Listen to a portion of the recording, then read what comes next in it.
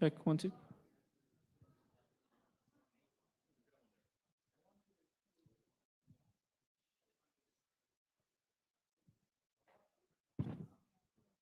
think you're gonna trip.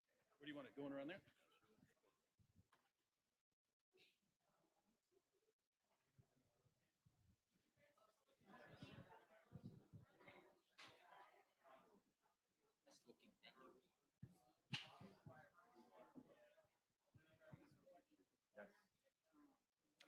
Check.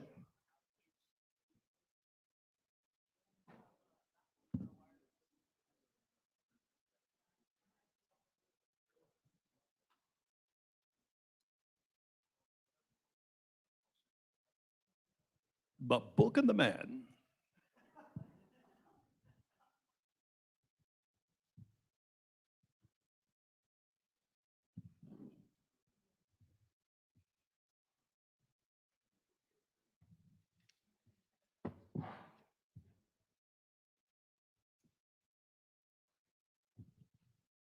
Jay, the dividing line of the table would be like right here.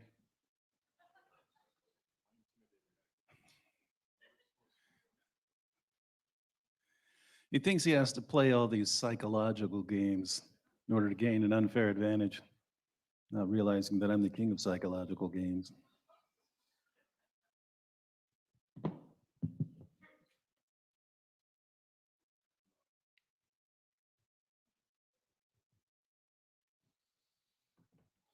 Are we ready? Is that going to go to the, is that going to be going to the, is that going to be going to the live stream? I'm looking there and it's kind of going in and out.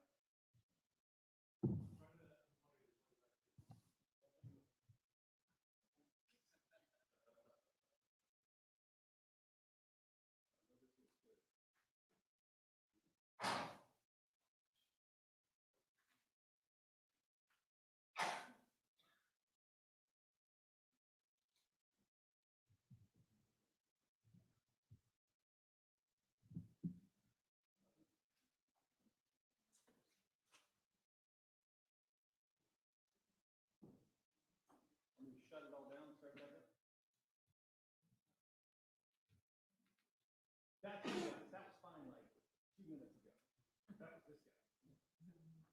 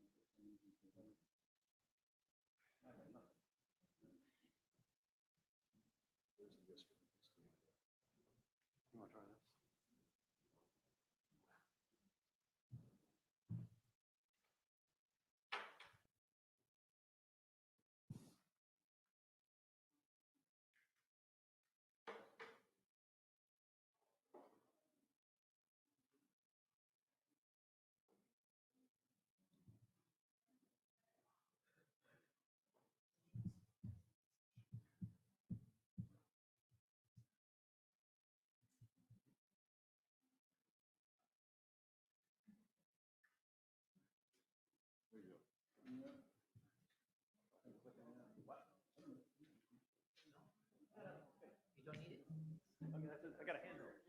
Oh, that's for Jay.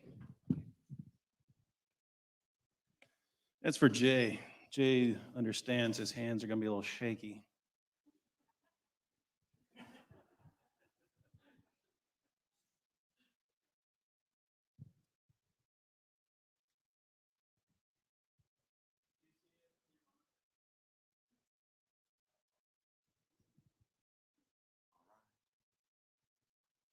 All right, welcome everybody to this final debate of the night. And the debate is, did Muhammad of Islam exist? So we're going to have a debate between Dr. David Wood, Dr. Jay Smith. It's going to be pretty much the same format as you've seen before. We're going to have opening statements of 20 minutes each. Then we're going to have 12-minute rebuttals each, and then 8-minute rebuttals each, and then a 1-minute summary and wrap up. 5 minutes. 5-minute. Okay, I had a 1 minute. You gave it to me. Okay, I know. All right. One second. Hey, Sam, or where's Anthony? Could one of you guys check the YouTube channel, make sure everything's running smoothly? You'll be able to tell from the comments. They say if everything, if they hear everything is okay and stuff. Check. So gentlemen, I'm going to do as I did on the last debate. When we hit the 20-minute mark or the 12, whatever the minute mark is, I'll let you know that your time is up so we can keep the debate proceeding and moving forward. David, you can begin your first. Do you want to, we're going to do a YouTube check first? We're good? Okay. I was just looking at that thing go in and out again.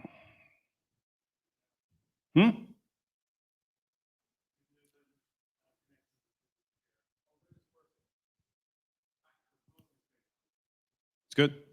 Okay. All right, I guess we'll just try it. Ready?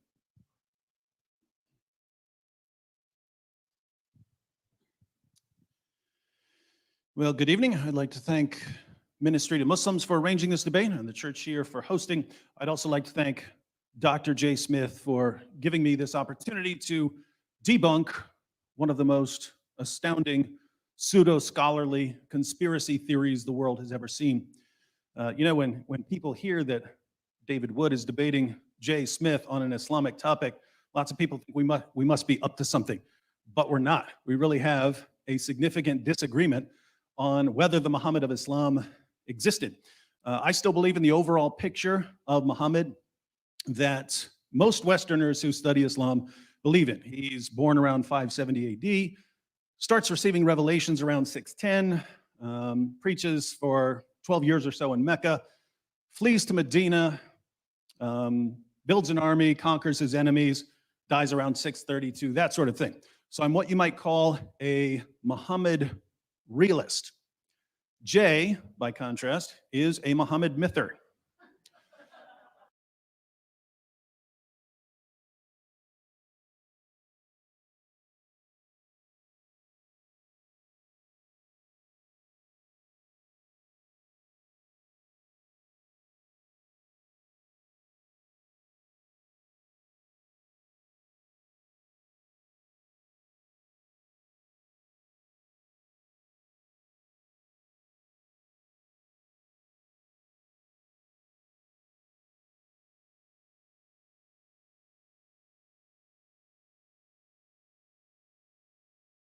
I'm the only thing standing in the way of the mighty Jay Smith, who's trying to convince the world that your fake prophet never existed. So when you speak of me fondly. Now, Jay is going to present a number of problems for Muhammad realism, the view that the Muhammad of Islam actually existed. I'm familiar with many of these problems, and I acknowledge that there are some problems. There are some difficulties. We'll be discussing them. But we have to watch out for the classic move of the conspiracy theorist. The conspiracy theorist says, look, there are some difficulties with your position.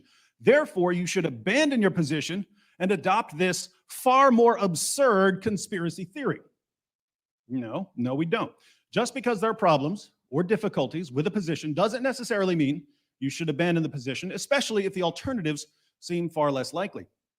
If you're a Christian, there have probably been times when you've wondered why the all-powerful, loving God you believe in allowed this or that to happen. Why did this child get cancer? Why did that church get hit by a tornado? But you're still a Christian. Why is that? Well, you believe that there are good reasons to be a Christian that outweigh any difficulties you might face, and you believe that the alternatives have more problems and are supported by less evidence. So, why should we be Muhammad realists in spite of the challenge from Muhammad mythers like Jay? There are many reasons to believe that the Muhammad of Islam existed. Here my opening statement, I'll give 3. First, Muslim sources report a number of embarrassing facts about Muhammad that wouldn't have been invented by conspirators creating a fake prophet for their new religion. This point is grounded in what historians call the principle of embarrassment or the criterion of embarrassment. The idea here is that when people lie and invent things to support their position, they tend to invent things that help their cause, not things that hurt their cause. When someone admits something that makes his position look bad or foolish, he's probably not making it up, because he wouldn't invent something that's an embarrassment to his cause.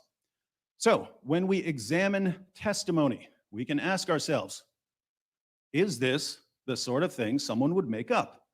If it's not the sort of thing someone would make up, we have at least some reason to believe that the testimony is accurate. Applying this principle to the Muslim sources, if people are going to fabricate stories about Muhammad because they're inventing a new religion, they're obviously going to fabricate stories that make Muhammad look good.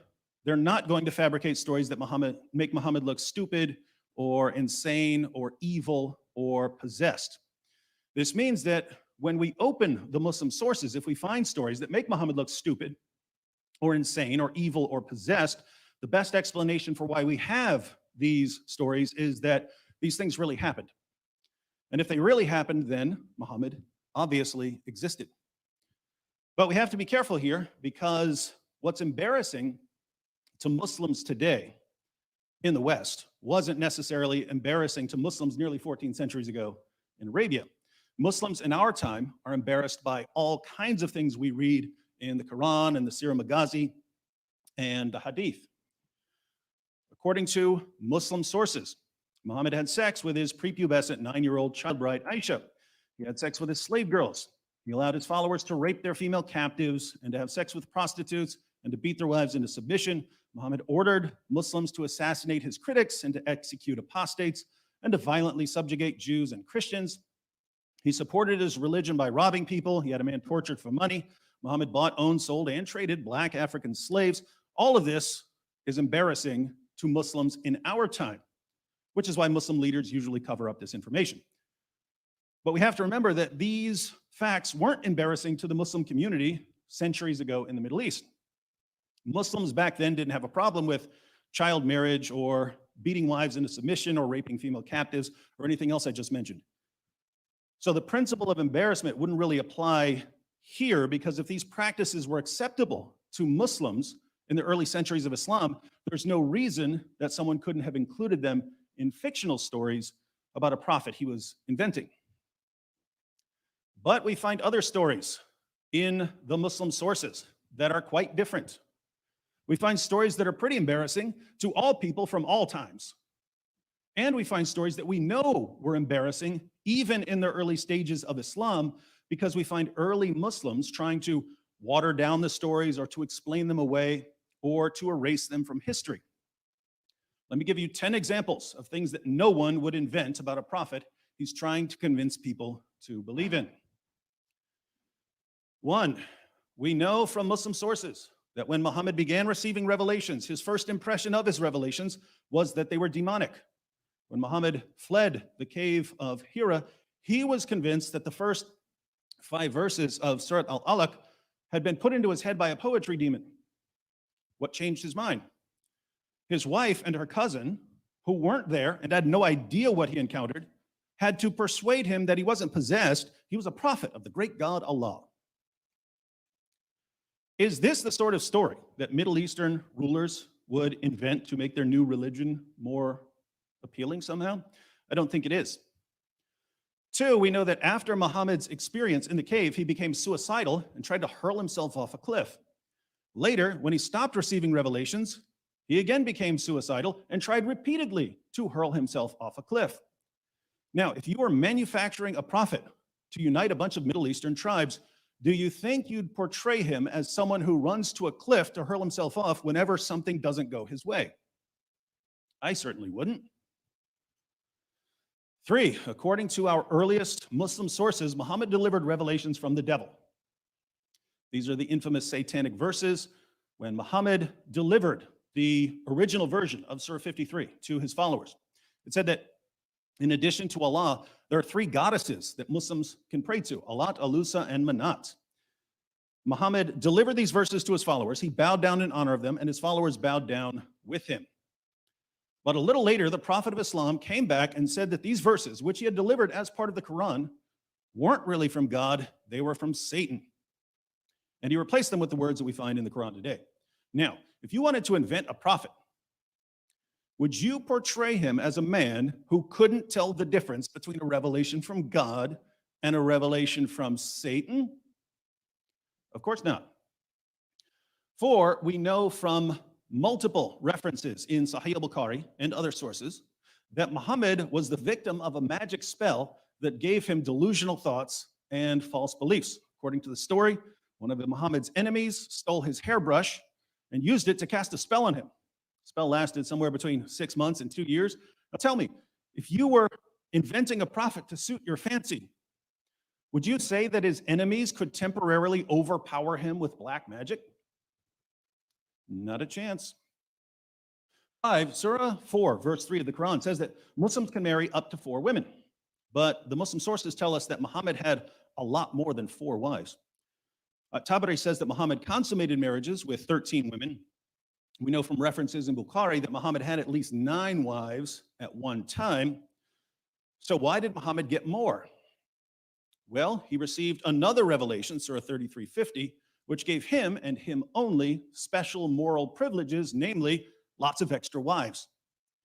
Needless to say, if I were inventing a prophet, I wouldn't invent stories that show him violating his own revelations. 6, Muhammad once had an adopted son named Zayd, who was called Zayd bin Muhammad, Zayd son of Muhammad.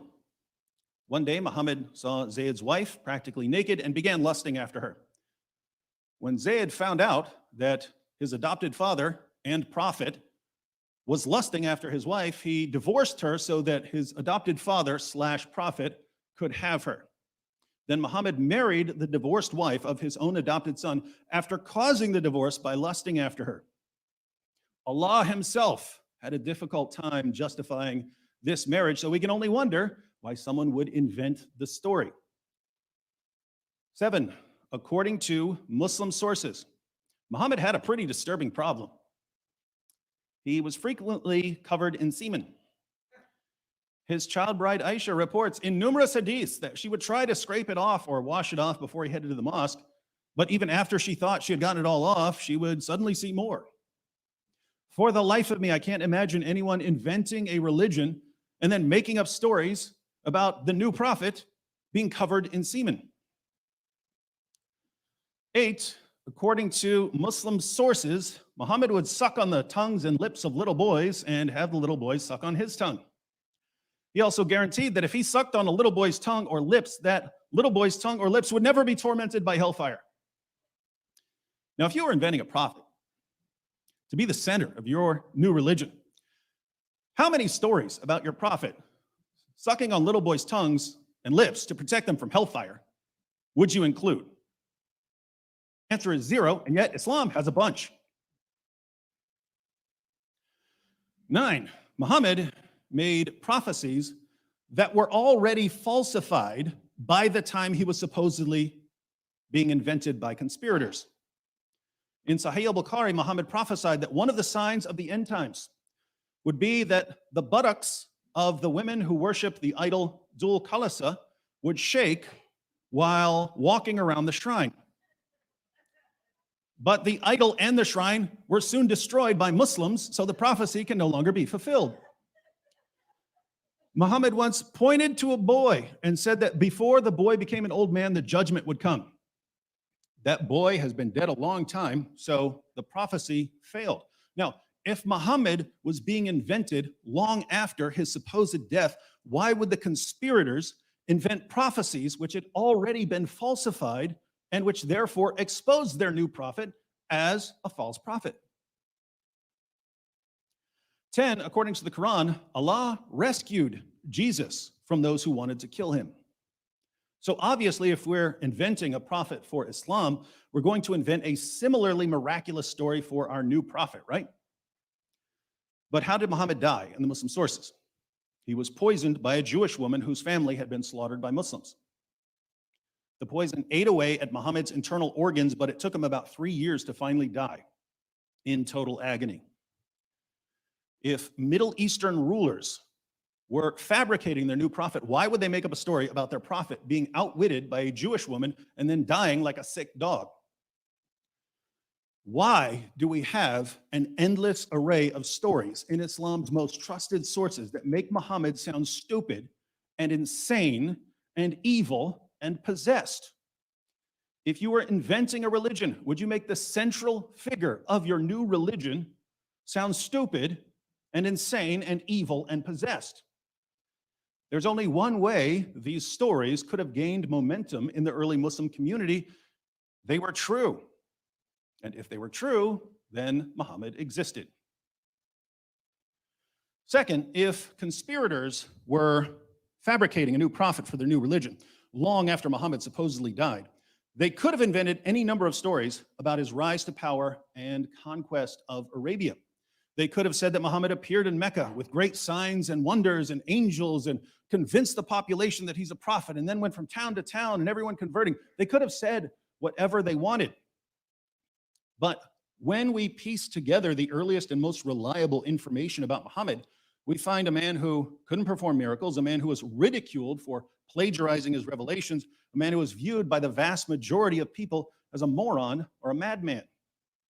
How would a man like that rise to power and conquer Arabia? Easy. Deception, manipulation, bribery, and violence.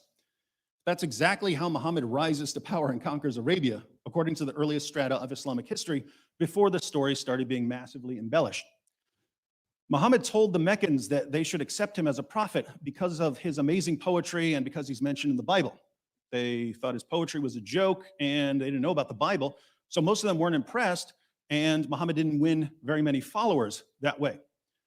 And Muhammad went to Medina. In Medina, Muhammad's message became, if you join my religion and fight for me, we'll go out, we'll kill the men, we'll take their stuff, we'll take their wives and their daughters as our sex slaves, and if you die while fighting for me, Allah will take you to paradise and give you an eternity of deflowering virgins. And that's when men started converting in droves. Once Muhammad became the most powerful force in Arabia, the pagans had to convert or die. Jews and Christians had to convert or become dhimmis or die, and anyone who left Islam or made fun of Muhammad had to be executed. This is the only way an illiterate 7th century Arabian caravan robber with Muhammad's mental and moral and spiritual problems could have been accepted as God's last and greatest prophet, and it's exactly what we find in the Muslim sources.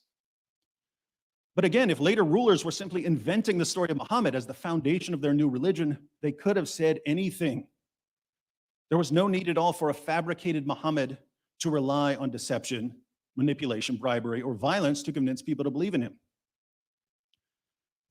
Third, in 1999, the American psychologist Paul Vitz published a book titled Faith of the Fatherless. It's about the connection between early childhood experiences and later religious belief. His research showed that the overwhelming majority of prominent advocates of atheism over the past few centuries either had no father figure when they were young or they had a terrible relationship with a bad father figure. The overwhelming majority of prominent advocates of theism, by contrast, had a close relationship with a father figure they loved and respected when they were children. Near the end of the book, Dr. Vitz responds to a possible objection to his analysis. Since there have always been bad fathers or missing fathers, why is popular atheism such a recent development? He replies by suggesting that in the past, when atheism wasn't a live option for people, the psychology of the defective father would have been expressed differently. This brings us back to Muhammad, whose father died before he was born. Then he was sent to live with some Bedouins in the desert. They became convinced that he was demon-possessed, sent him back to live with his mother when he was 4. Then his mother died when he was 6. He was sent to live with his grandfather, and his grandfather died by the time he was 8. So Muhammad lost every relationship with a mother figure or father figure that he had by the time he was 8. Why is this important? Well, according to a lot of research, someone with this level of childhood loss and trauma will express this loss and trauma as an adult in 3 main ways. 1, he'll have a tendency to rebel against authority and tradition.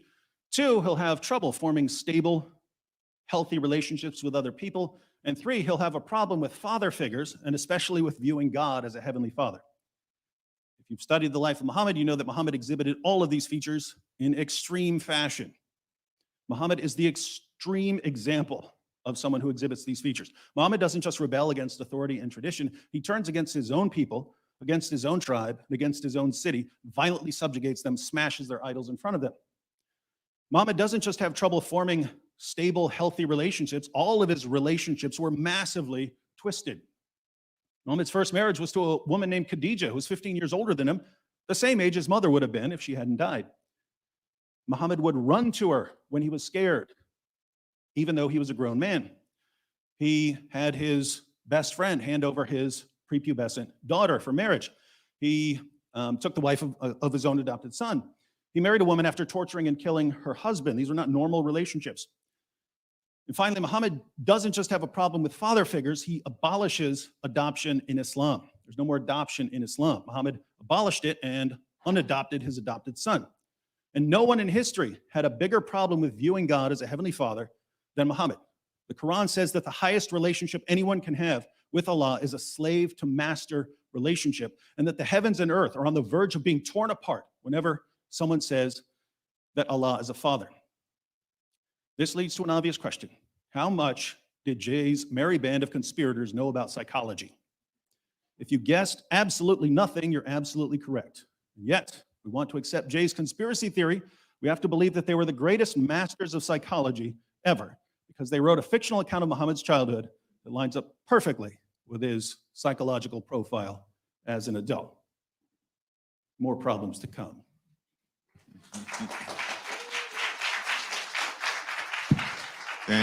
Thank you, David.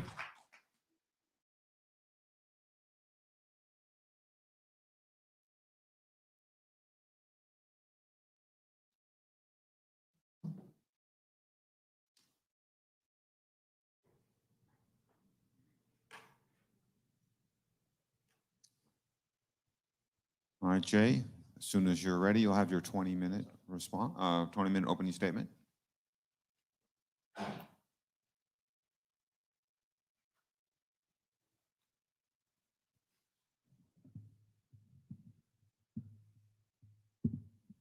Great. Okay. Well, I wish I could go right into the rebuttal, but we're going to have to do this first. So let's go right into it, and let's show you what and who this Muhammad is of the 7th century versus the Muhammad of the 9th and 10th centuries. So now David has given a very convincing view of this Muhammad of the 9th and 10th century. What he didn't want to talk to you about is this timeline. Take a look at the timeline, you'll see the problem.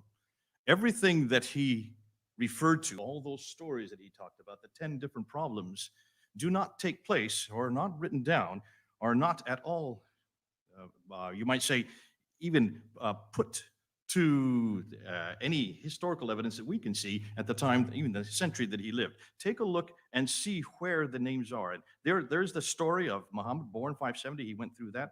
And now let's see where all that takes place. Take a look at this slide here. The material that he talks about, everything that he's dependent on for his paradigm, does not come until Ibn Hisham. You notice I have an Ibn Ishaq up there, but I've kind of put him in a very shadowed form. The reason why is I don't think any of the material that we use today on Muhammad comes from Ibn Ishaq. We don't know anything about Ibn Ishaq. It's only attributed to Ibn Ishaq. Everything we know comes from Ibn Hisham. Look at his dates. He doesn't even begin to appear until the 9th century. Muhammad died in 632. I'm getting an echo here. Is that important or not? Can you still hear me all right? Okay. So here you have Ibn Hisham. 833 is when that first biography of Muhammad is written down. That's 200 years after the fact. Al-Waqidi comes after that. When is the first traditions on concerning his speech? That doesn't come until Al-Bukhari. Look at the dates, 870. Sahih Muslim, Tirmidhi, Ibn Majah, Ibn Dawud, and Nisa. That's all up until 915, going into the 10th century. And we have nothing about the Tafsir or the Tahriq until Al-Tari, 923. So we're looking at 200 to 300 years later, this is all written down. Regardless of whether it's disturbing or embarrassing, we'll get to that in the rebuttal. Just look at the timeline. And notice where all these writers are from. They're all from those red dots. But everything that he has been talking about take place in the green dots. You notice that? Can you see the north-south problem here? Everything about this Muhammad from the 9th century is supposedly taking place in Mecca and Medina, in the Hijaz, the central part of Arabia. All the writing about him, everything that's written about him, takes place in Cairo, Baghdad, Tabaristan, Basra, and Bukhara. Hundreds of miles away and hundreds of years different. Therefore, none of the traditional writers lived or worked in Mecca or Medina. They were too far to the north of Mecca and came from the west and east of Baghdad. You can look at the kilometers. I won't get into that. By the way, all of these slides, if you want them, I can give them to you. Not for those of you who are watching, those of you who are here who bought tickets, okay? You can have all my slides. So you can show these to your Muslim friend. This problem of northern hegemony is not at all understood well.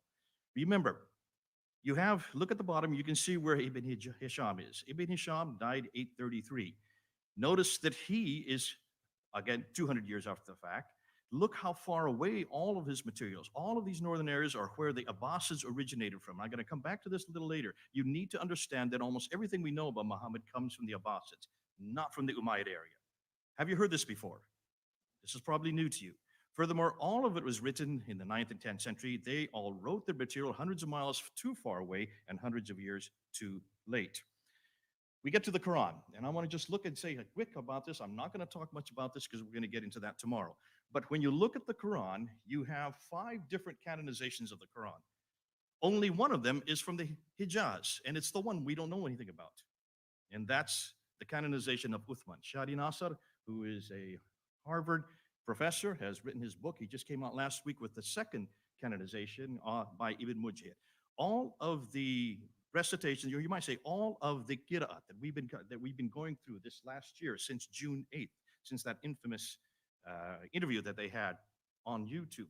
Take a look at all the canonizations. Ibn Mujahid is the one that puts together the first 7 readings. Look and see where he is. Look and see his dates. 936, that's 10th century. Al-Shatibi is the one that puts together the next 14 students. These are the riot. Those all are introduced in 1194. That's the 12th century. Al-Jazari is the one that brings in the next 9. So you get 7 plus 14, that's 21, plus 9 equals 30. The 30 riwayats and the readers all are finally introduced in 1429. That is 15th century. And take a look and see how many years that is after Muhammad. That's 800 years after Muhammad, we get the 30 Qurans. And finally, they have to put it back to one in 1924, the 1924 Quran. But I want you to look at this map here. I'm sorry, not this map, this timeline here. Of all those 30 riwats and the readers, they all listed up there. The green ones are the 7, the red are the 3, and the purple are all the riwayats, which would be the students that come from every one of them, introduced by Ibn Mujahid, Al-Shatibi, and Al-Jazari. They all are introduced 800 years, but take a look and see where they all are introduced. 3 of them come from Mecca, 5 from Qira'ats. That means only 8 of them, of the 30, come from the Hijaz that he's talking about, the area that this is all supposed to be taking place. When you look at the others, 1 comes from Cairo, 3 come from Damascus, 6 come from Basra, and 12 come from Kufa. And the Quran that we have in our hand today, it is from Kufa. It is not from the southern part. It is all in the north. Look at the red dots. Here's the north-south divide again. Let's look at the Quranic Arabic. Even the Quranic Arabic, the Arabic that we have in the Quran is not from that green area. The green area is what he's talking about. That's the 9th and 10th century Muhammad, all right? If this guy received the Quran in that area, then the Quran that's in our hand today is not that Quran, because that Quran has the Ta Marbuta in it. The Quran that we have in our hand today has the Alif Maksura in it, has the Alif in it, has also the Irab. These are what we know as unstressed inflectional short final vowels. None of this exists in any Arabic that existed in the 7th century in that part of the world. So what are you talking about, David? Where is this Quran that you're talking about, or this man that received it that far south? If he had come from a man named Muhammad who lived in the 7th century in that part of Arabia, he would have had Sabaic Arabic. Sabaic Arabic, ironically speaking, the Sabaic Arabic that actually was introduced in Yemen does have the 5 dots and has the 3 vowels, the very thing the Quran needed. And if he had written it in that Arabic, we would have not had any qira'ats. I hope you're getting this, folks, and I hope those who are watching are getting this. Now, what about this Muhammad who received letters, and this is something the Muslims love. They come to me all the time. What about this letter? Let's look at this letter right here. This is the Ashtanami. If you look at this letter has nothing to do with Muhammad. We now know it's fraudulent. It is dated supposedly to 625. There are 47 writings listed in Saad's account in 845. He doesn't name the Ashtanami once. Look at the minaret on the right side. The minarets were only introduced in the 9th century, not used until the 11th century. Look at the name Sultan is referred to, but there was no reference to Sultan that early. That was only introduced 350 years later in 998. Mosques were mentioned, yet there was no mosque in Egypt until 641. And as far as the Malak Makura, the angel proximity, that is a Sufi writing that was introduced in the 10th century, about 340 years later. What's more, when you look at that, you will see it is actually a writing from the 16th century. The earliest and the original we have is from the 16th century, which makes sense because that's the right time to have written a letter like that. Wrong man, wrong place, wrong letter. The Constitution of Medina that Muslims always like to say proved that Muhammad had existed. First of all, take a look and read the Constitution of Medina and tell me what Jew would have signed that Constitution of Medina. No Jew would have. Though it's pro-Jewish, there's no Jewish records of it. There's no archaeological evidence of any Jews living that far south, not that early, not in the 7th century. And so you can see where and when did this really get put together. We don't know of any reference of this until Ibn Hisham writes it in 833. So the first reference we have of this is 200 years after the fact. Therefore, the historians, people like Hoyland and Andrews, consider it a fraud because there was no Jews that far south, and the only source for it comes from the 9th century Muslim traditions. Again, much, much too late. The Doctrine of Iacobi, probably one of the most famous documents. This is the one that Muslims are always throwing at me. And David, I don't know if you realize this one, but when you look at this, you can see this, first of all, doesn't talk about Muhammad. It talks about a Saracen prophet who comes with a sword and has the keys of paradise. Does that sound like Muhammad to you, any of you? When you look and see what it says, you can see that according to this doctrine, this Iacobi, which was supposedly written around 634, shows and assumes that he's still alive in 634. That controverts the traditions. That he has the keys to paradise. No, this prophet fits more a Judeo-Christian monotheistic background. And he has the keys to paradise is also referring to Matthew chapter 16. What's interesting, because it's written in Aramaic, not in Arabic. What in the world would this be referring to a guy who doesn't speak any Aramaic? I don't remember Muhammad ever speaking Aramaic. Conclusion, there is no reference to the name Muhammad on this document, no reference to this prophet being a Muslim, or belong to the religion Islam, or any reference to the city of Mecca, nor of his book, the Quran. He could be almost anybody.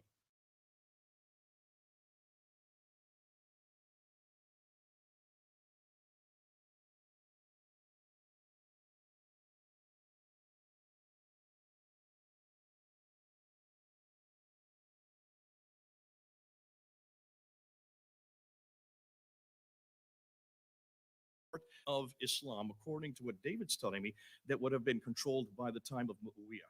And that's, I understand, and I would agree. Muawiyah is historical. And so therefore, from Tripoli all the way over to Afghanistan, that would have been under his control, which is an enormous amount of land. So therefore, somewhere amongst all that area, that's the brown and the orange, there should be some reference to Muhammad somewhere, right? One reference to Muhammad and I would be satisfied. By the time of 680, we're talking about 50 years after Muhammad. Where is David able to show me one reference to this man named Muhammad that he's talking about? In that area, that swath of land from Afghanistan to Tripoli, let's start with the Quran. Well, okay, let's look at the Quran. 4 references to Muhammad in the Quran. In chapter 3, verse 144, in chapter 33, verse 40, in chapter 47, verse 2, in chapter 48, verse 29.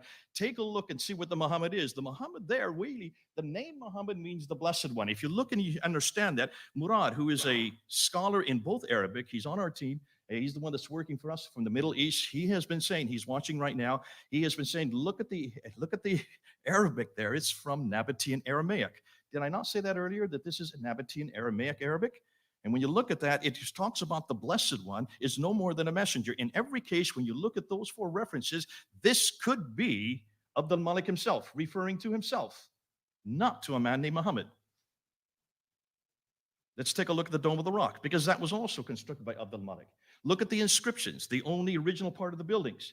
There is reference, I don't have time to go into, but almost every time when you look at the Shahada there, you can see that this is referring to a messianic figure, and it's more likely than not, it is confronting the Byzantine Christianity that is there in Jerusalem. That's why it's built there. That's why it's built looking up and down onto this, the Church of the Sepulchre. It's a one-upmanship by Abdul Malik, who's way up in Damascus. I don't have time to unpack that, but what I really want to go to are probably the most substantial authority that we're looking at today, and that is the coins. Let's look at the coins, because the coins that are coming out, and this is all stuff that has come out this year in 2020. Look at that swath of land and look and see what they now controlled. Anytime you have a new emperor or a new caliph like Abu Bakr, Umar, or Uthman or Ali, the first thing any caliph or any king or any leader does is to mint coins. And they put their image on the coins, and they put their name on the coins, and they explain who they are, and they always say what the religion is, and they always say where the mint is. Look at the coins. This is evidence from the 7th century. Now look and see where they're minted. They're minted in two areas, one in Syria, the other in Iran. None of them are in the Hijaz. Too far north again. Am I getting kind of boring saying the same thing over again? Everything we see happening in the 7th century comes from the north, not from the south, not from Mecca, not from Medina. When you look at the coins, you can follow a sequence on the coins. This would take me an hour to go through all the sequence. What we do know, start on the left. Those are Arab coins. It's not that they weren't minting coins. They were minting coins. Look what's on the coins. These leaders, these Arab leaders, had crosses in their hands. They had crosses above their heads. Why would you be wearing a cross if you're a Muslim? No reference to Muhammad in any of these. No reference to Abu Bakr, Umar, Uthman, or Ali. When you get to Muawiyah, finally Muawiyah in 661, he would be the first caliph from the Umayyad Caliphate. Take a look at his coins in the West. The coins in the West are gold soliduses and they're copper coins. He himself has a cross on his head, and he's holding a cross in his hand. He's a Muslim? No reference to any people called Muslims, no reference to any religion called Islam, no reference to any man named Muhammad, no reference to any book called the Quran, and no reference to any city called Mecca. It is just blank on all these coins. Now, the coins are great because they are from the 7th century. They do not disintegrate. They do not deteriorate. We can look at them today, and we have not been looking at them until this year. Boy, I could go a whole time on coins, because if you want to see what is the first Muslim coin, you've got to start with 692. That golden coin you see there, that's Abdul Malik. He is the first one to introduce Muhammad. He is the first one to introduce Shahada.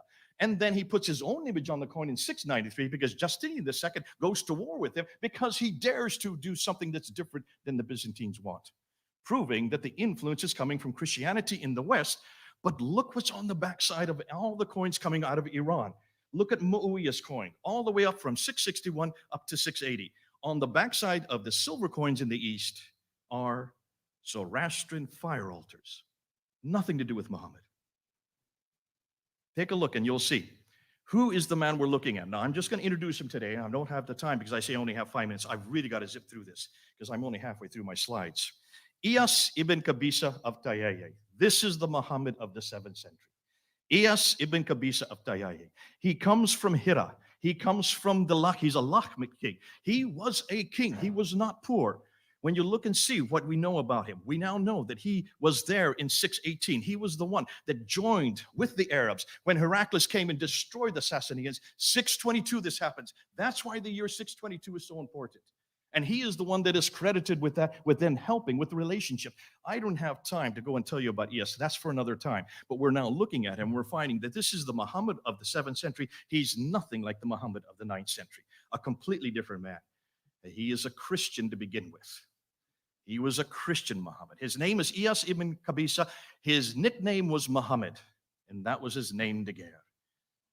Now, hold on to that. I don't have time to go into this. We'll come back to him. I've already said we can't find anything about the rightly guided caliphs. But now let's look at the rock inscriptions. The rock inscriptions are almost as good as the coins. We have found 30,000 rock inscriptions. And here's what's interesting. When you look at the rock inscriptions, you will see that none of them, before we get onto that, take a look and see where the rock inscriptions are. They're all up there in the north. They should be down in the bottom part where the Sabaic script is. All of these rock inscriptions from the 7th century up until 690 are all using Nabatean Aramaic, which is from Petra. Petra. Have I said that one before? And when you look and unpack those rock inscriptions, Ilka Lindstad, oh, you've got to give me more minutes than that. Ilka Lindstad, 100 dated rock inscription. Everything we see before 690, none of it referring to anything that we need to be looking. There's nothing there about Muhammad on any of these rock inscriptions. They're still there for us today. And then we get to the inscription of 741, the Apocalypse of Pseudo-Methodius Continuato Byzantia Arabica. That's a mouthful. Remember when Patricia Correa looked at this and said, this is the first reference we have for Mecca. We don't have any other reference for Mecca. What she didn't read is the rest of the inscription, because the rest of the inscription explains who and where this place was. And it places it way up in southern Turkey. The first Mecca is way up in southern Turkey. I don't have time to get into that. Wait till you see when we come back. I don't want to get into Petra. Petra is amazing. This will take me another hour. And I just want you to look at this. Look at this map here. Notice everything we know about Petra from Jordan. Take a look and see. Notice where all the trade routes are. Not one of them goes south. They're all going east and west and north. Why is it that nothing is going south if that's where Muhammad was, if that's where Islam began, if that's where civilization began for the Muslims? I don't want to get into this reference here. Let's just go and look at this conclusions. Notice all the manuscripts, 6 to 9 of the earliest manuscripts. This is not the Kiras. We're talking about the earliest manuscript. That's the Topkapi, the Samarkand, the Ma'il. All of these great 6 major manuscripts that we've been talking about for years now, since 2014. Look and see where they come from. They come up from those cities up in the north, not from the south. The Qira'ats, 22 of the 30 Qira'ats come from the north, not from the south. The Hafs Quran that we use today comes from the north, not from the south. The Quranic Arabic that we look at today comes from the north, not from the south. The Qiblas until 727, all the Qiblas up until 727, we don't have any Qiblas from Mecca or from the south at all. They are all from the north. Look at all the Muhammad himself. Ilyas ibn Qabisa, he comes from the north, not from the south. The Iraq inscriptions, all of them come from the north, not from the south. The year 622 comes from the north, not from the south. The first Mecca comes from the north. I see that. You don't have to keep it up there. And then the conclusions. Here we go. I'm going to do it all in 1 minute. The sources for everything we know about traditional Islam that David would like to support come too late and too far away, except for the first canonization, which is impossible to find. The other 4 canons are too far north. The Quranic Arabic, again, is too far north. The Ashtanami letter is, again, too late. The Constitution Medina, much too late. The Doctrine Jacobi is, again, the wrong time. Muhammad is not in the Quran, nor is he on the inscription of the Dome of the Rock. The coins all support a 7th century archaeological and documentary evidence and simultaneously confront the traditional 9th to 10th century narrative that David would like to push forward. Ilyas Qabisa is the man I think we're looking for. He is, and I'm going to introduce him as the 7th century Muhammad. I would love you to tell you the story about why he is so great. We can't find any of the 4 rightly guided caliphs in the 7th century. The rock inscriptions say nothing about Muhammad or Mecca or Islam or the Quran or the Muslims until after 690. They only begin to start showing a religion that as we know it from 720 to 730. We're going to talk about the 741 inscription of the first Mecca. That is in southern Turkey, much too far north, and everything we know about Petra, the initial sanctuary of the Arabs, which was later replaced by the current Mecca. Therefore, the conclusion. The historical record suggests that most everything we now know of Islam in the 7th century is either too far north or too far away or much too late to be the Islam of the 9th century Islamic traditions. Islam is really an Abbasid creation.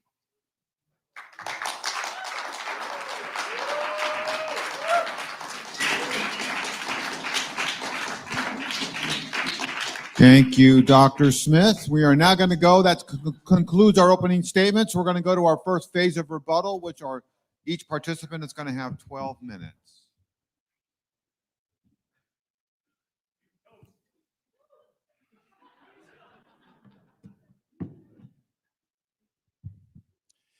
Don't you just love conspiracy theorists? They always make it sound good, don't they? You could sit there and listen to a 9/11 truther or a moon landing hoaxer all day long. They could speak to you for 40 hours on their awesome understanding of the details there. They love to point out problems with the position they're tearing down so they can get other people to buy into their conspiracy theory. But they don't bother to tell you about the holes in the narrative.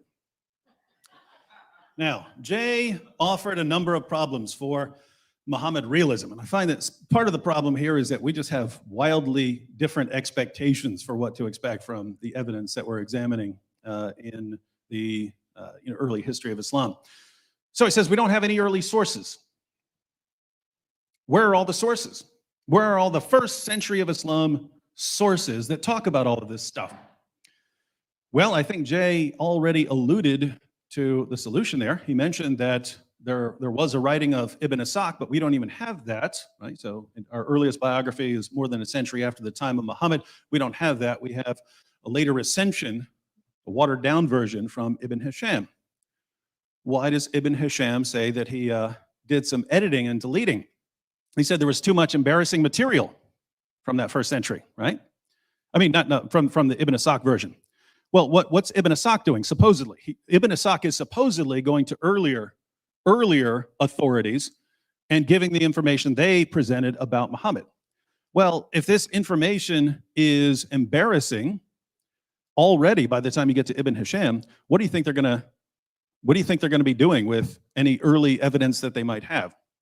Keep in mind, this is a group that is famous for burning books that they don't agree with, right? We know that already, right? Hey, these Qurans don't agree with each other, burn them all. What do you think they're going to do once they start finding out that there's all this embarrassing information about Muhammad? But there's another problem that we actually know of historically. By the time you get to the rise of the Hadith scholars, so people like Bukhari and Muslim, these guys very rapidly convinced the Muslim community that they were the only reliable way, they had the only reliable way of doing history, the Islamic way. And so before that, you had the Sirah Maghazi guys, right? They're writing biographical stories about Muhammad. They're writing stories of Muhammad's war campaigns. The Hadith guys come along and they say, you can't do it that way, you have to do it our way. So anything from early Islam did not meet the criteria of these later guys. And so, do you guys know how books worked back then before the printing press? If you wanted a book to last, you needed people copying that thing by hand. So for instance, we have about a fifth of the works of Aristotle, about a fifth. And he had a community that was passing on his knowledge, and most of it didn't last.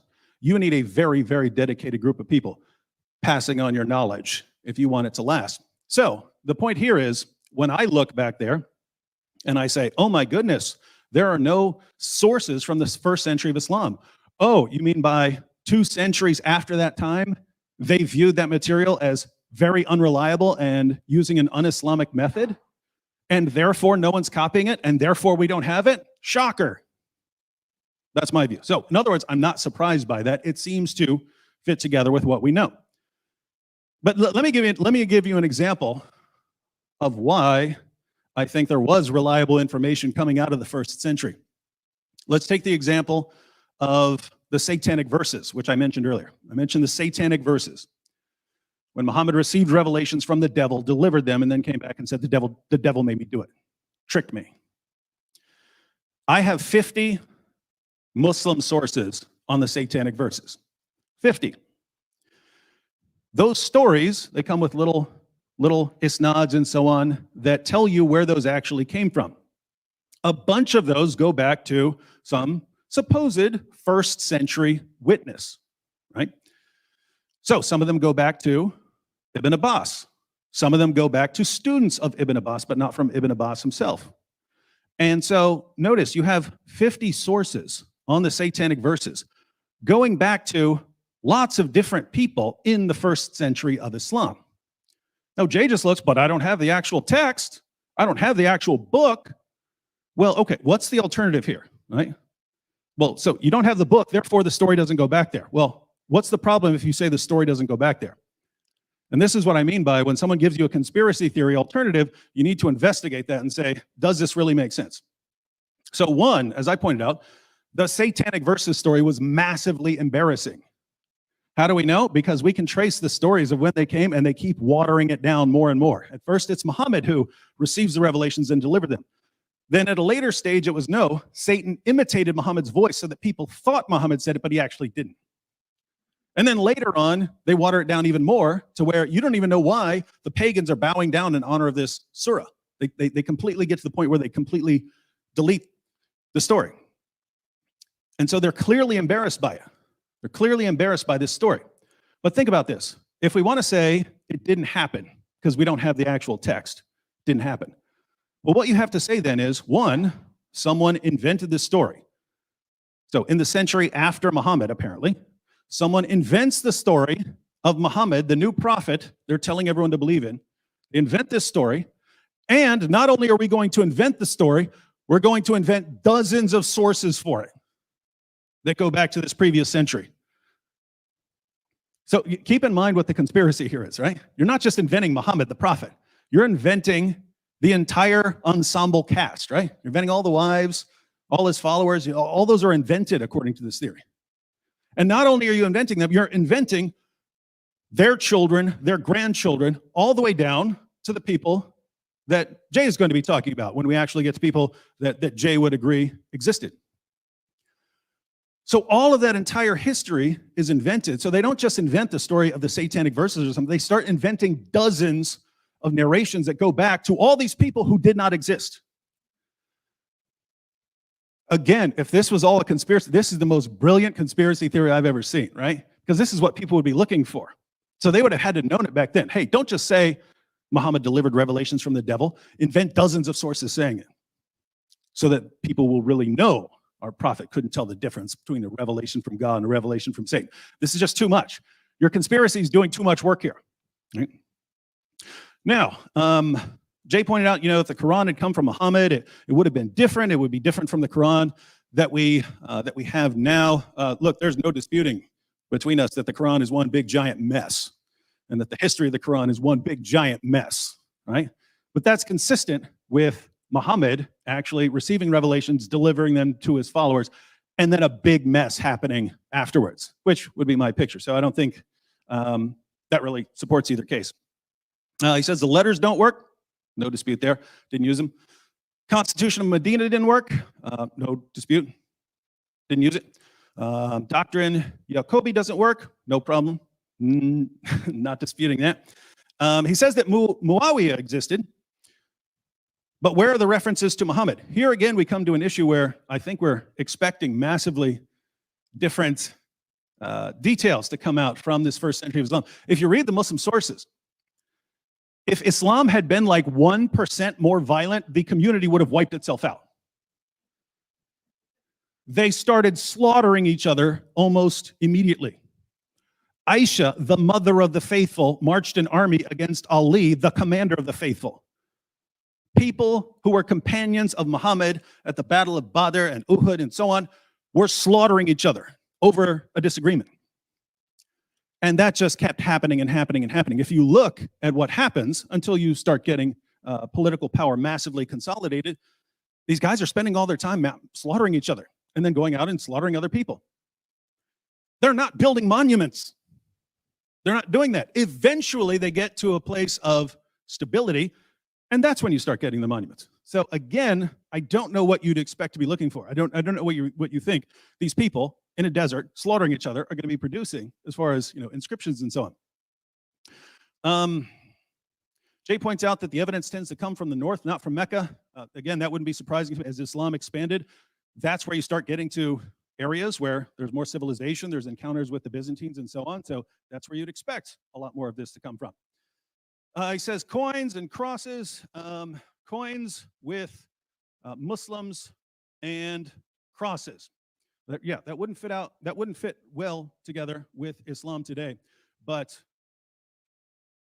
I think people massively overestimate how orthodox Islam was back then.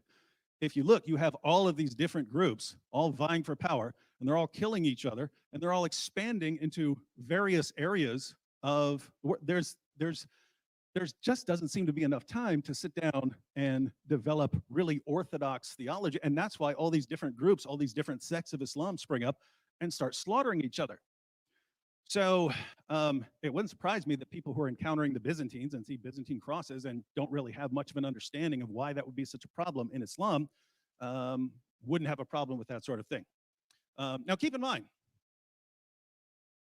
I said in my opening statement, there are problems, right? You can look at that and say, I don't know, I still don't get it. Why would they have a cross? You can say, well, they're trying to interact with other people, and so they don't have a problem with the cross. You could say that. You could say, well, maybe that's a stretch. Well, I agree. There are tons of things where you have to look at and go, I don't know. Doesn't seem like it makes a whole lot of sense there. It's the alternative that I have a problem with, right? if you say, hey, I don't get why that guy would have a cross, and you move from there to, aha, it was a Christian original, and he later became Muhammad, and there's a massive conspiracy, then I got a problem, right? Because the solution to the problem seems massively more absurd than anything you're trying to explain. Jay says that that Petra was the original Mecca. Here again, what's the evidence for this? You have some, now notice here, because this is a good example. So, some mosques, old mosques, face Petra, apparently, not Mecca. Now, Jay is familiar with the work of Dr. David King, who has been for decades the world's leading authority on Qiblas. And he argued before anyone ever heard of Dan Gibson that the early mosques were facing unexpected directions. But he came up with explanations for that sort of thing, right? He said that they were focused on astronomical alignments and so on, rather than just what we think of pointing your mosque in the direction of Mecca. So he points that out. Now, Jay will obviously say he's been refuted. Dan Gibson is right. The world's leading authority on these Qiblas doesn't know what he's talking about. But here's the point. You've got a scholar who says one thing. You've got Dan Gibson who goes out and he says something else. If you want to say, hey, there's a problem here, fine. Say there's a problem, and then go through possible solutions. Maybe the early Muslim community pointed those there for some reason, and we don't know why.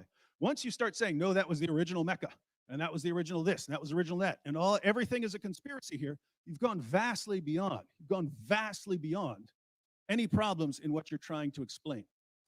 So, again, because this always happens, right?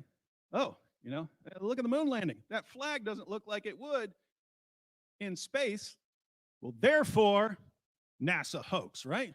No, you got to take these problems, take a close look, and we're going to do that a little bit more as this debate goes on. Thank you.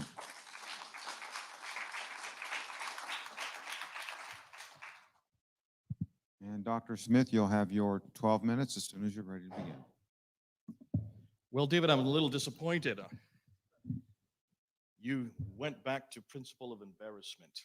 You did the same thing you did 8 years ago. In fact, I already had every one of your points on my paper.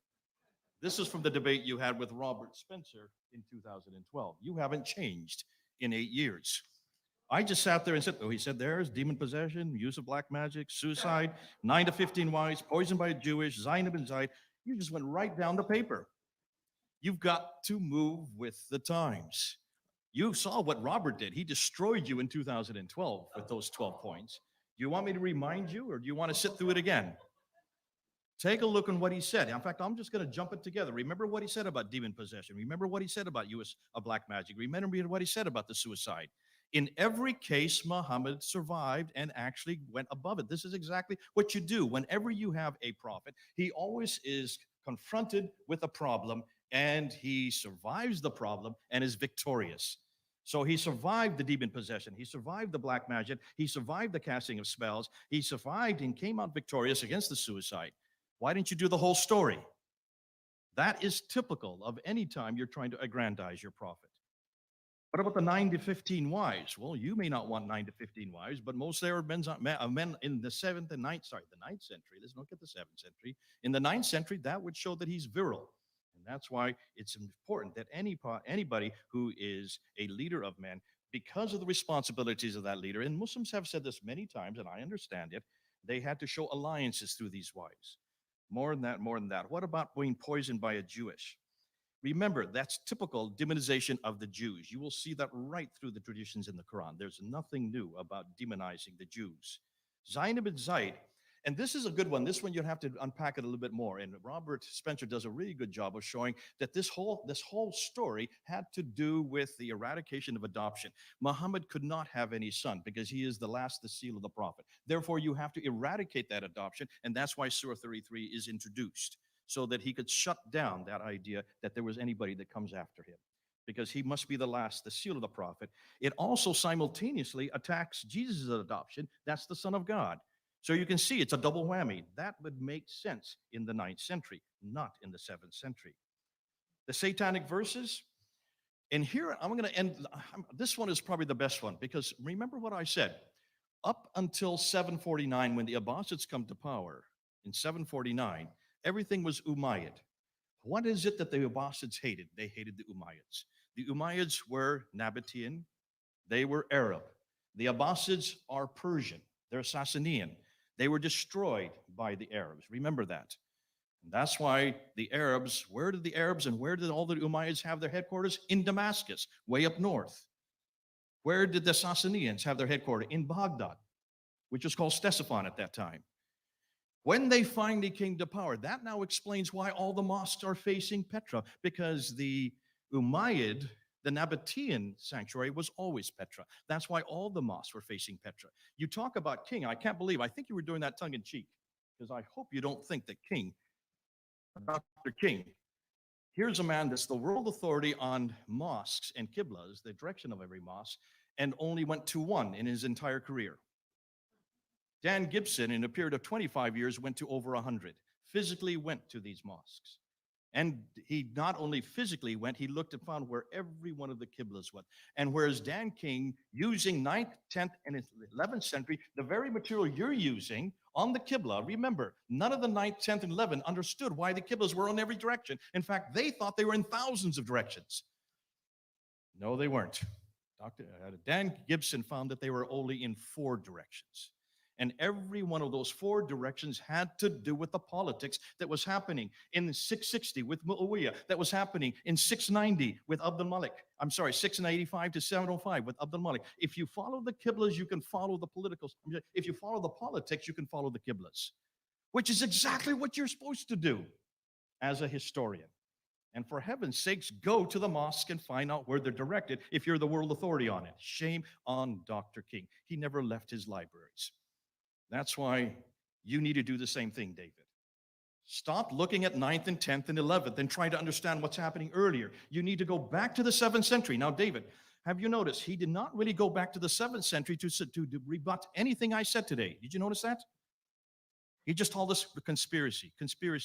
This is not conspiracy. This is historical evidence. Everything that I've been pointing to, and I want to give credit to a group of men who have been doing this for 20 years. Mel from Sneakers Corner. Murad from the Middle East. Joe, I can't tell you where he's from. He doesn't want me to tell you where he's from. These 3 guys are amazing. And I hope you're all listening because you need to look at what they're doing. Go to Sneakers Corner and see what they're coming up with. They are way ahead of everybody else because they refuse to trust anymore the 9th and 10th century.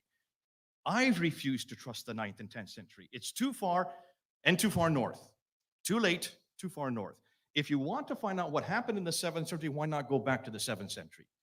And look at the art of material that we're getting there. Look at the coins. Look at the inscriptions. David, you didn't deal with the inscriptions. You talked about the coins and you kind of snuffed it off as to say, well, they're not that important. No, they're very important. Remember, back when anybody came to power, what's the first thing you do? They didn't have radio. They didn't have television. They didn't have internet. How did they announce themselves? They used coins. Everybody used coins because that was in the hands of everybody. And the first thing you did as any leader, a new leader, is you put your name on the coin. Those coins exist. They were putting their names on it. These are not a conspiracy theory. We're talking about hard evidence. Look at the names on those coins. Look in what they do. What next thing they do, they also put a denomination of what they're worth, and then they put always a religious icon to show what religion they belong to. And that's why all the coins in the West, the gold solidus were all Christians. All the ones in the East were all Zoroastrian. Nothing Muslim about them. What do you do then? Then you also write, you chisel away on all these rocks, thousands, tens of thousands of these rock inscriptions. David, you didn't deal with that. I want you to start dating with the 7th century. Stop all this conspiracy theory. Stop talking about things you talked about 8 years ago and come back into what you're going to refer to today. Because if you're going to talk about principle of embarrassment, then I'm going to throw back at you, why is it that if you're going to use that category, why don't you use it on Christianity? If you want to find out about Jesus Christ, let's use his criteria. We must use that which comes 200 to 300 years later that is embarrassing about Jesus Christ. Why don't you start with the infancy gospel of Thomas? Look at the infancy gospel of Thomas, written in the 2nd century. There is a Jesus that you would love to follow. This is a Jesus who he presents as a naughty, irascible child, vindictive child, who uses his miraculous powers to take revenge on teachers, neighbors, and other children, some of whom he blinds, others he cripples, and he even kills. Is that the Jesus you want to take? Because that's the Jesus of the traditions, the Gnostic traditions that come 200 years later. Now, why were they not chosen by Irenaeus and the early church fathers? First of all, because they're too late. And secondly, that is not the historical Jesus we have from the first century.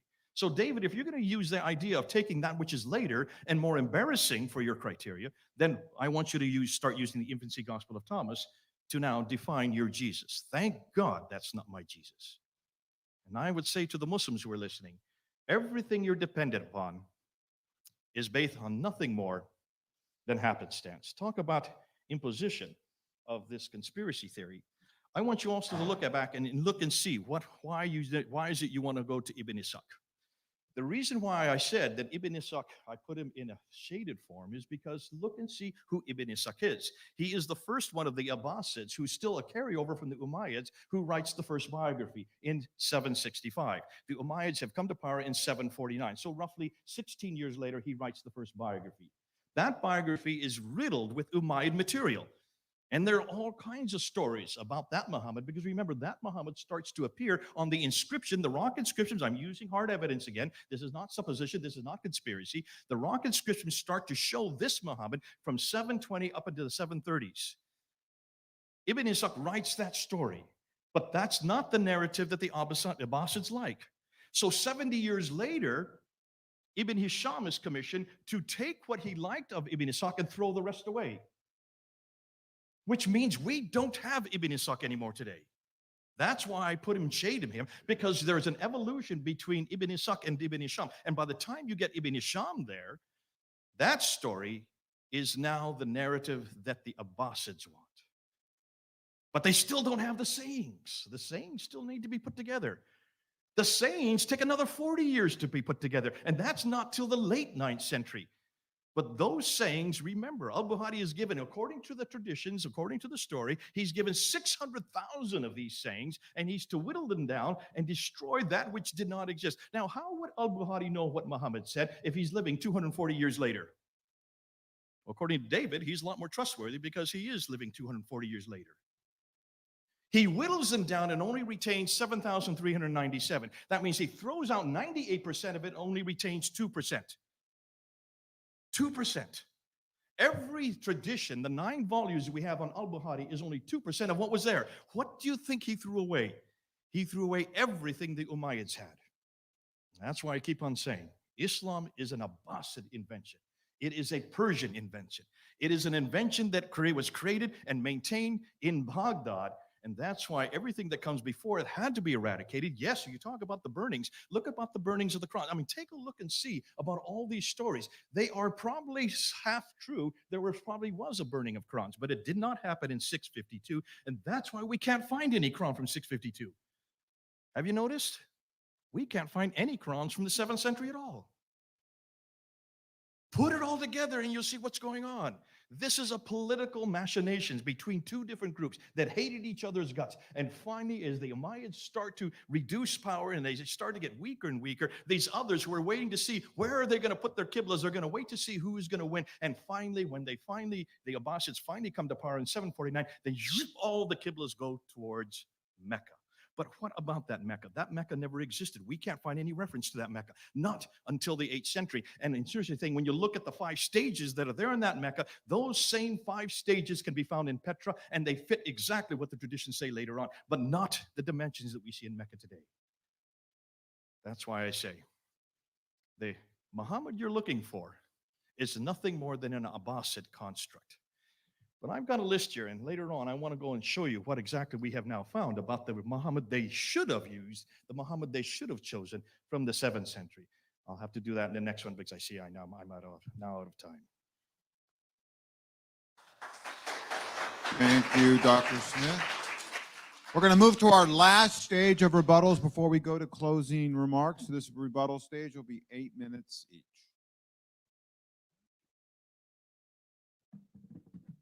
Check, check.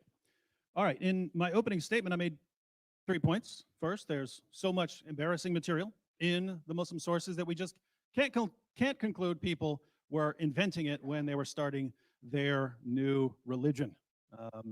Jay apparently isn't a fan of the principle of embarrassment, which is one of the most valuable principles that we could ever use when examining testimony from the past. So I pointed out demonic possession, suicide attempts, the satanic verses, black magic, hypocrisy, Muhammad taking his adopted son's wife, Muhammad walking around covered in semen, tongue-sucking, false prophecies, poisoning. Jay responded to a couple of those. Second, I argued that the only way someone as horrible as Muhammad could have become known as God's last and greatest prophet would be through a combination of deception, manipulation, bribery, and violence. That's exactly what we have in the Muslim sources. There's no reason to say any of that if you're just making up a figure. And third, the stories that we have about Muhammad's childhood in Islam's earliest sources are exactly what we would expect given his massive rebellion against authority and tradition, his problems forming healthy relationships, and his hostility against father figures, and especially with his hostility against God as a father figure. In other words, someone got the childhood right to produce that sort of expression of this childhood trauma. And this isn't coming from David Wood. You can go check out Paul Vitz's book. So Jay's responses to some of this. Muhammad survived demonic possession and suicide and satanic verses and black magic and so on. So he made it through this. So there's no problem here. Yet, yes, there is. Your guy could be taken out with black magic. Your guy thought he was demon possessed. You have a suicidal guy. And Jay says, well, but it's okay because he made it through that. Are you serious? So someone said, you know what? I want to show that the prophet is really resilient. So I'm going to make a story about him repeatedly trying to kill himself whenever something goes wrong.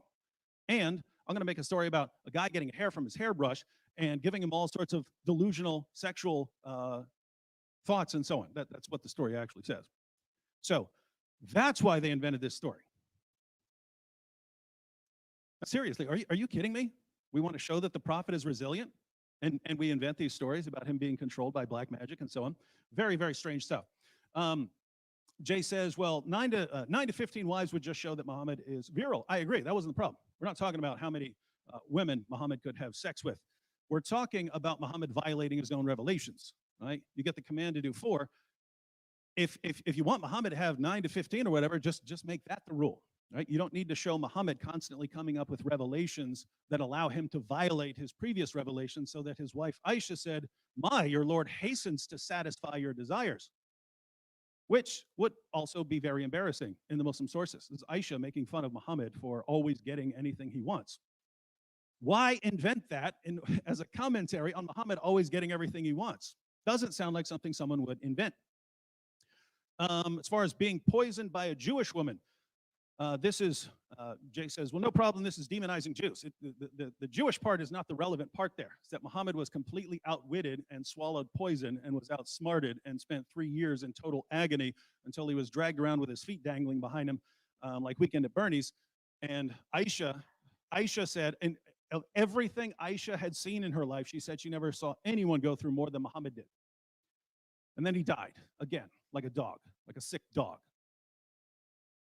You're inventing your religion. And according to Jay, it's supposed to be this rival to Christianity.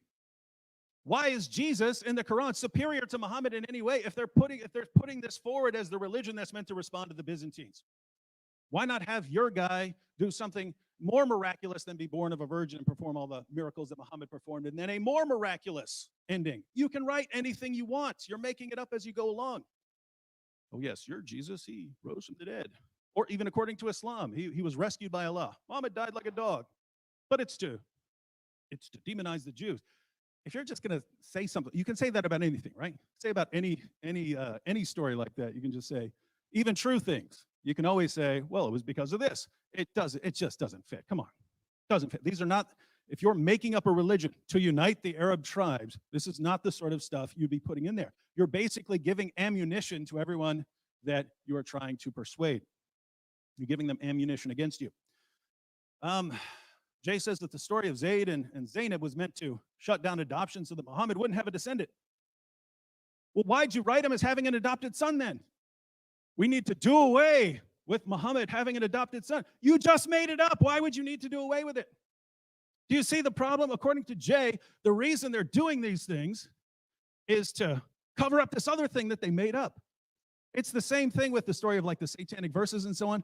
They keep trying to change and water down the story in order to deal with the embarrassment of the original problem. But you guys invented that. That's the problem, right? Why would you do that?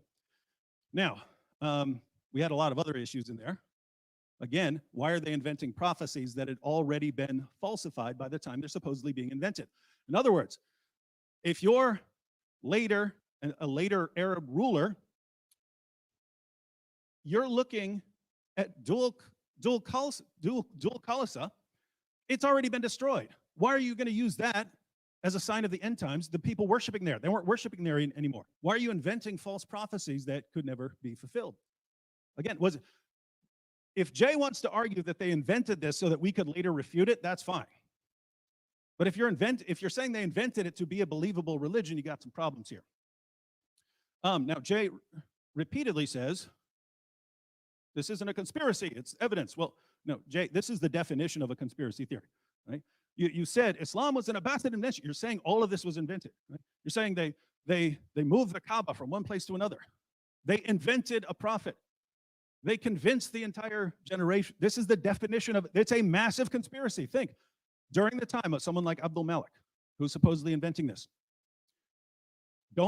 once he starts spreading these stories, don't all these people know that none of this happened? I mean, unless they were brand new, don't they know, hey, what? We haven't been serving Muhammad. What? We haven't been facing that direction. What? Where'd this new religion coming from?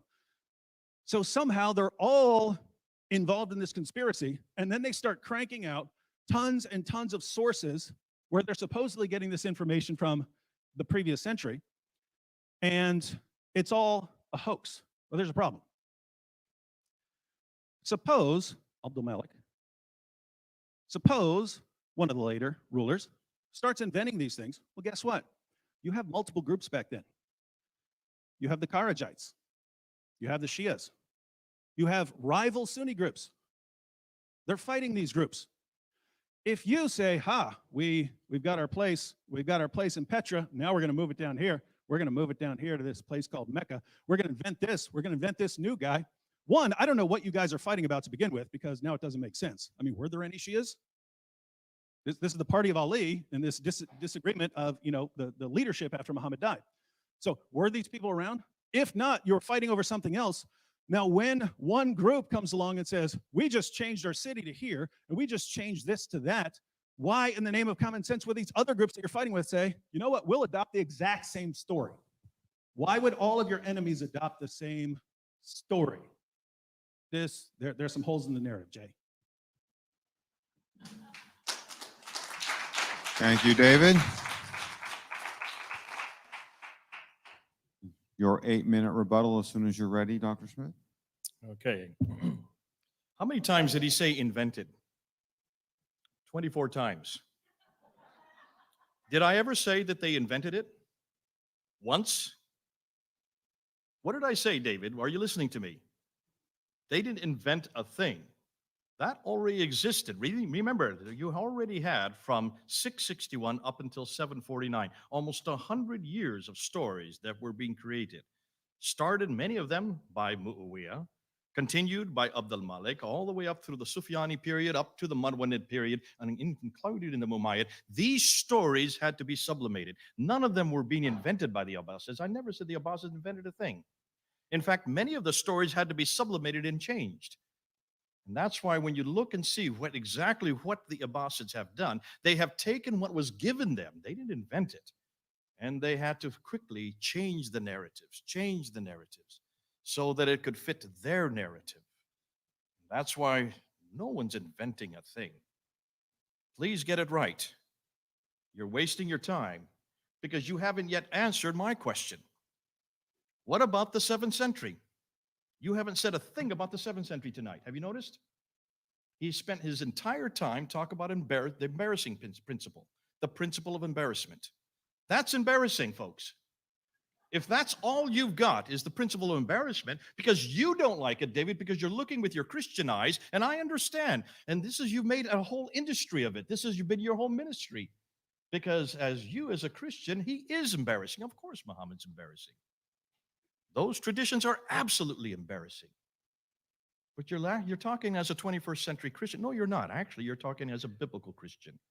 When you compare the Muhammad of the 9th century, who is very Arab, yes, he is very much from his environment, and you compare him with Jesus Christ, there's no comparison. He is full of embarrassment. I can understand why you want to hold on to him. I can understand why you want to continue with him.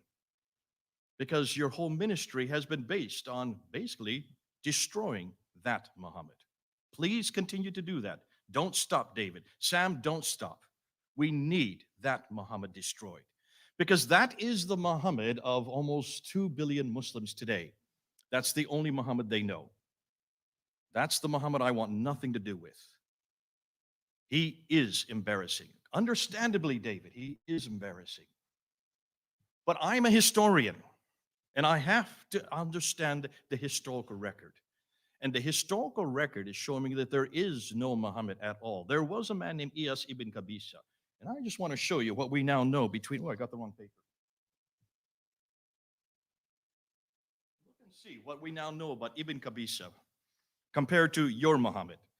We know that Iyas ibn I don't like you sitting there. I wish you'd just go out.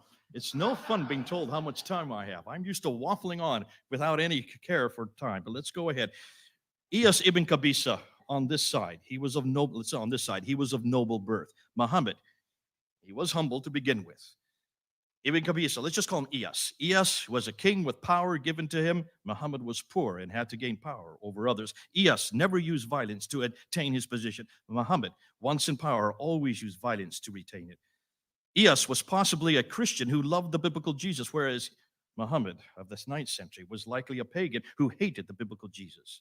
Iyas was used by others to bring about peace. Muhammad was used to do it, but he was supposed to do it, but turned to violence instead.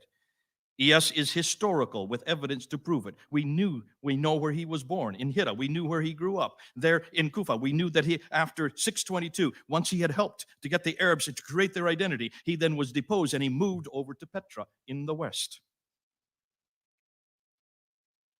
Muhammad, no history at all. You have not shown me one historical evidence for Muhammad in the 7th century. David, I'm waiting for that. In your final, I hope in your final summation, you will give me one piece of evidence prior to 690 that refers to him by name. The man who was a Muslim, living in Mecca, who received a Quran. Help me here. Iyas, however, is a model for everyone today and every day. Your Muhammad is not a model for anyone, anywhere, at any time. There's nothing embarrassing at all about Iyas. Enormous many things that are embarrassing of Muhammad. And that's why you and Sam have spent a whole career confronting him. Please continue to do so. Iyas was a competent guide and instructor. Muhammad was illiterate and used violence to get obedience. Iyas had a death penalty, but only for those who broke the law, whereas Muhammad, he had a death penalty for those who mocked him. Iyas spoke about love. Muhammad preached hate. Iyas finally conquered Israel. Muhammad never came close to Israel. Iyas married a Jewish woman, and had alliance with the Jews. Muhammad married a Jewish and then killed her former husband. Iyas focused on Israel, whereas Muhammad had nothing to do with Israel. Iyas preached about the coming Messiah, whereas Muhammad preached about himself as the last prophet. Iyas said that he had the keys of paradise, Christian motif. Muhammad, he never even mentioned it, didn't even know anything about it. Now, for Muslims listening, isn't it interesting? The Muhammad of the 7th century, possibly understood by those in the 7th century, was lost by the 8th century. The Muhammad that was created out of all the stories coming out of the 7th and 8th century, that was finally became the Muhammad of Islam, that Muhammad is absolutely embarrassing. And on that, both David and I are agreed. But that is not the Muhammad of the 7th century. I want nothing to do with that Muhammad, because not only is he embarrassing, I want the Muhammad who they've lost. What happened to Iyas ibn Qabisa? And why did they give him up? And what was it about that Iyas that the Abbasids never retained? Until David can prove to me and show me that there was this Muhammad that he keeps on talking about, showing us all the rabid things. And I think he knows he's getting a great killing on tonight's show, because all the Muslims are going to be even more infuriated by him. Though he say he's arguing for them. No, folks, Muslims, he's not arguing for you. Because that Muhammad, you want nothing to do with. Why don't you come back to the real Muhammad who was there in the 7th century? Take a look and see what he was and what we're missing today. Because that Muhammad, fascinating enough, was a Christian. He loved Jesus Christ. He wanted an awful lot to do with Jesus Christ, but somehow everything that he stood for got erased. And it got erased because of not only the Abbasid need, their narrative, that narrative had to destroy him because he was not one of them. So I give you the Muhammad of the 7th century, and I'll leave you with the Muhammad of the 9th century.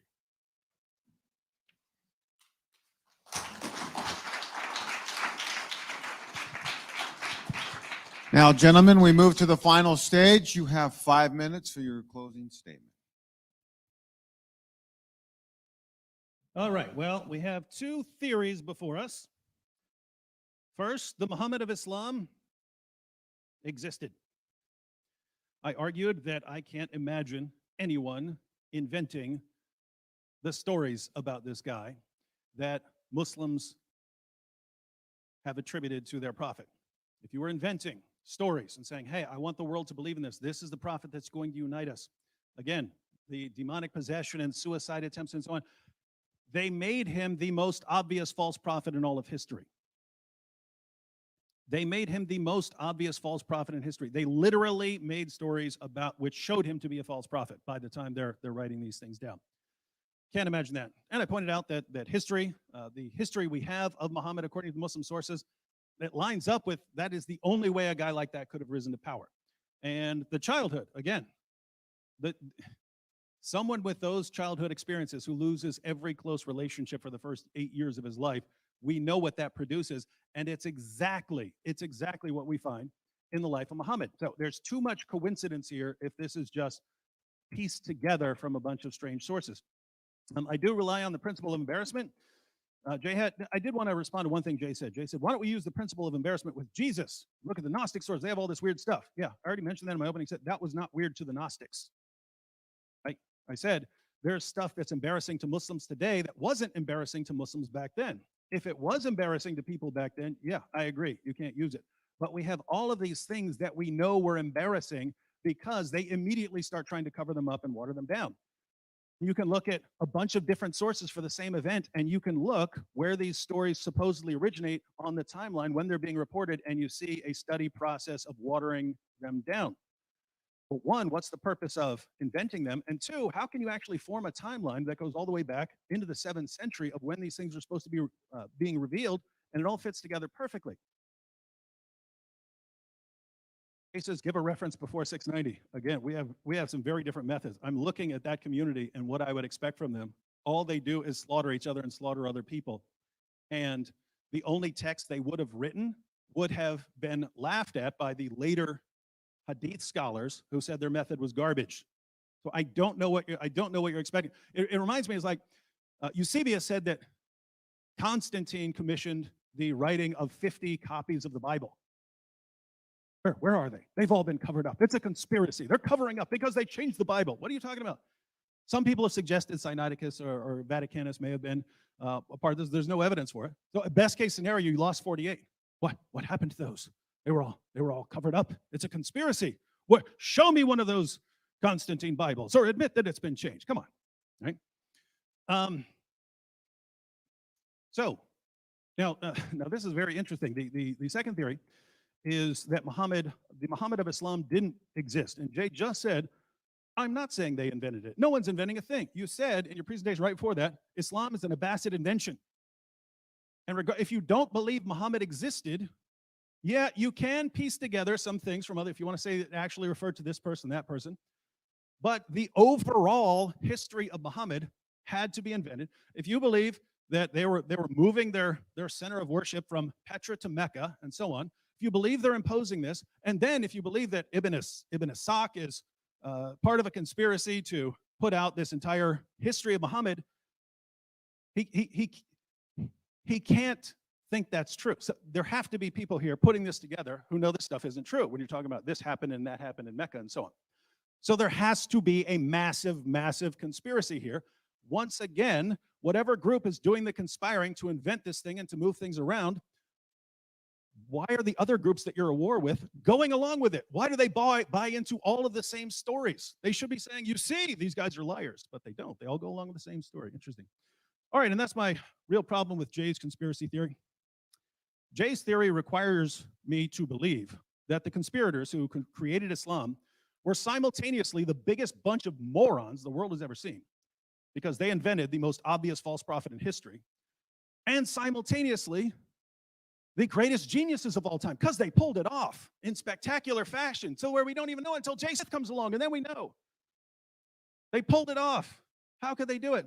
And so, yeah, I'm going to say conspiracy theory is not the way to go here. If there are problems with the Islamic narrative of Muhammad, fine. If you say we have to look into this, fine. But once you start going this massive conspiracy route and moving things around and inventing a new religion, I'd say you got problems. So I'll just close out to the Muslims who are watching, because Jay mentioned them. You've seen me defending the existence of your prophet against the conspiracy theories of Jay. What else can I say but